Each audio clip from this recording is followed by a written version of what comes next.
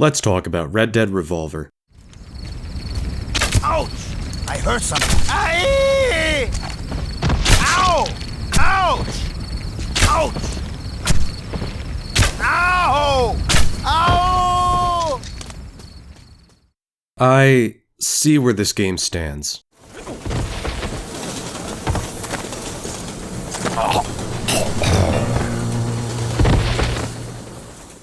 Howdy y'all, and welcome to a new-fangled review by me, Creamy. Today I'll be covering Red Dead Revolver, the first entry in Grand Theft Auto developer Rockstar Games' Red Dead series. 3 games which cover the exploits of bounty hunters and outlaws in the Old West, and half a game in which you can fight brain-dead monsters hell-bent on feeding their addiction and destroying anyone that gets in their way. But we're not talking about Red Dead Redemption 2 Online. We're talking about Red Dead Revolver. How does this game hold up today? And is it even worth playing? Let's find out. Even though Red Dead Revolver is part of the Red Dead series, which houses Red Dead Redemption 1 and 2, 2 of my favorite games of all time, I'm going to go easy on the comparisons between this game and those games. Red Dead Revolver, which I'll just call Revolver from here on out, is very different from the other 2 games, despite sharing very similar shooting mechanics and settings. It's just a simple third-person shooter set in the Old West with a very bare-bones backstory, as opposed to a grandiose tale of revenge and redemption set in a large, vibrant, and engaging open world. Therefore, I am going to review this game as more of a standalone title, instead of part of a larger series due to how wildly different it is. Though the intro states that Revolver was developed by Rockstar San Diego, the tale behind the development is actually quite the epic yarn. Okay, maybe not epic, but interesting nonetheless. The foundational parts of this title were cooked up by Capcom, collaborating with a developer called Angel Studios, who helped create the Resident Evil 2 port for the Nintendo 64. Revolver was originally going to be a 4-player co-op shooter called SWAT, but the project lead watched a spaghetti western film starring Ringo Starr, and decided to make a game set in the Old West. It was originally going to be a much more bizarre game than it actually turned out to be, but when Take-Two acquired the rights by buying up Angel Studios and turning them into Rockstar San Diego, Capcom pulled out and we ended up with a relatively more tame experience. Relatively is the operative term here, because this game can get pretty wild at times. More on that later.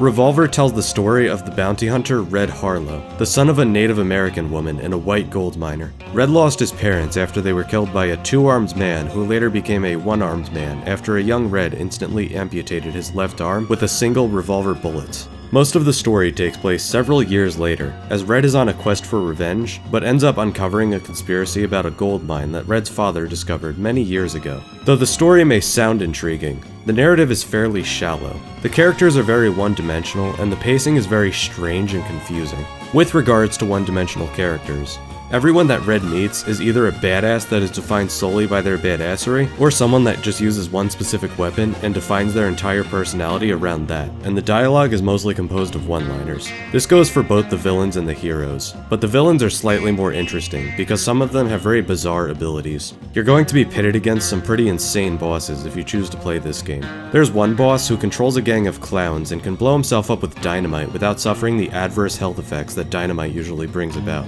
There's also another guy who can drink acid to restore his health and teleport around the stage by creating clouds of acidic smoke. These bosses are generally really annoying though, and they have very strange difficulty curves. I thought that dynamite guy, who's like the second or third boss, was actually the most difficult, and the last few bosses were probably the easiest ones I fought.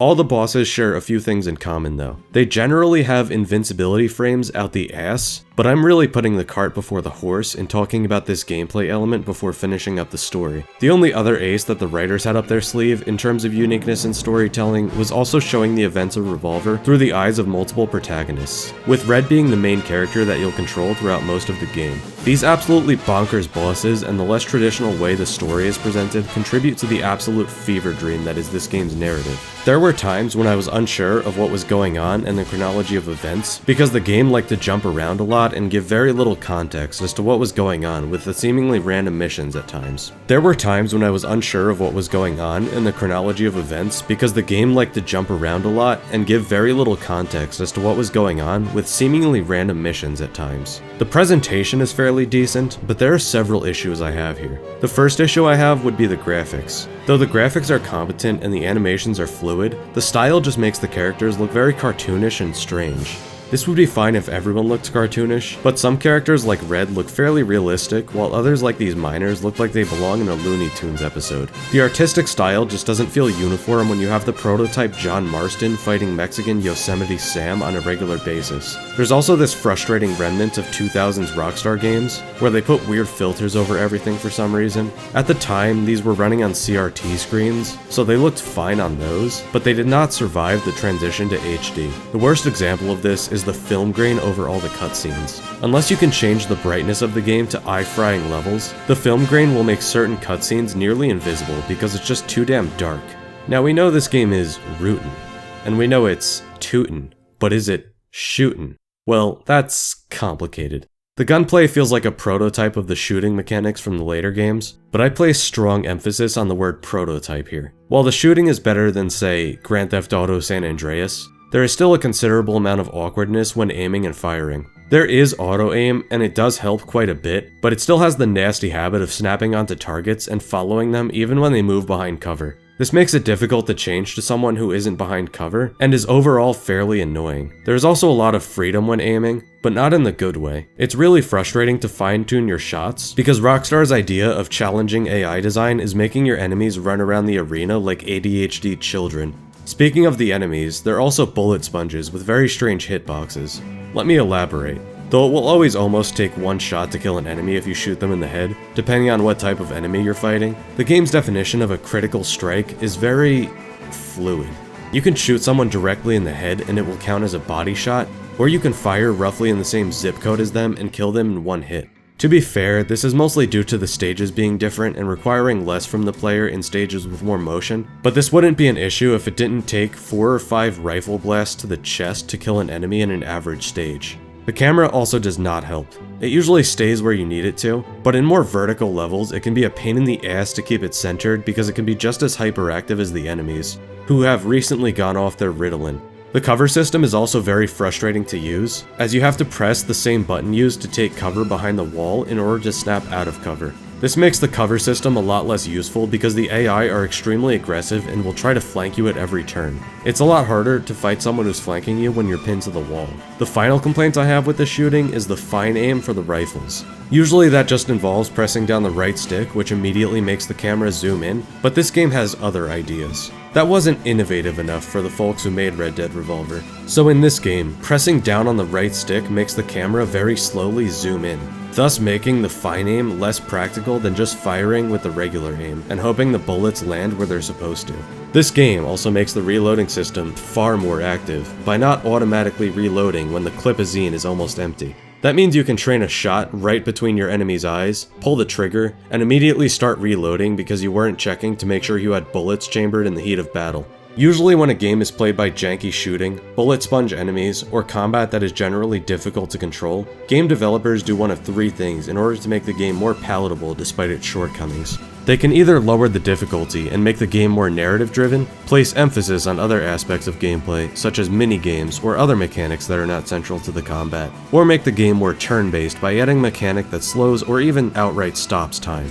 I call that last one the Fallout school of combat design. These design choices ease the burden off of the mechanics that may seem difficult to control, and make the game more pleasant for the player because they don't have to pay as much attention to the awful combat if they're more engaged in the narrative or the mini-games. Aside from dipping their toes into the last method I just listed, Revolver does not do these things. In fact, they make the game even more difficult, bordering on unfair. Though you have Deadeye, which slows time to a crawl and automatically assigns rapid shots on one or more enemies, and you possess special firing modes that the other characters you are playing possess, that doesn't really do much to help the player out.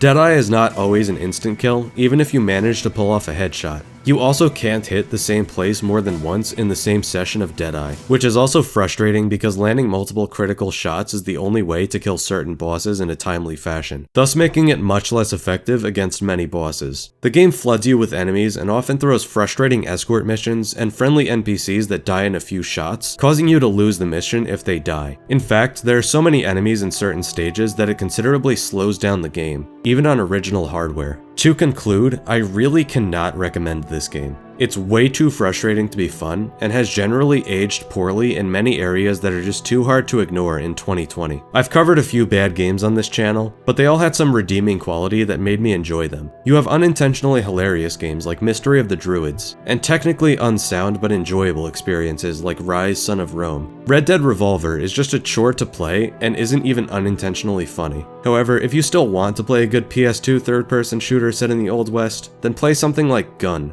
That game is far more well designed and has aged a lot better than Red Dead Revolver. Alright, that's all and thanks for watching. Make sure you catch my stream that will happen weeknights at 10 PM Eastern Time on this channel, and other times as well if I have the time and energy. Also, I really thank you guys for the 50 subs. I'm really happy that you guys enjoy my content enough to subscribe. Creamy out.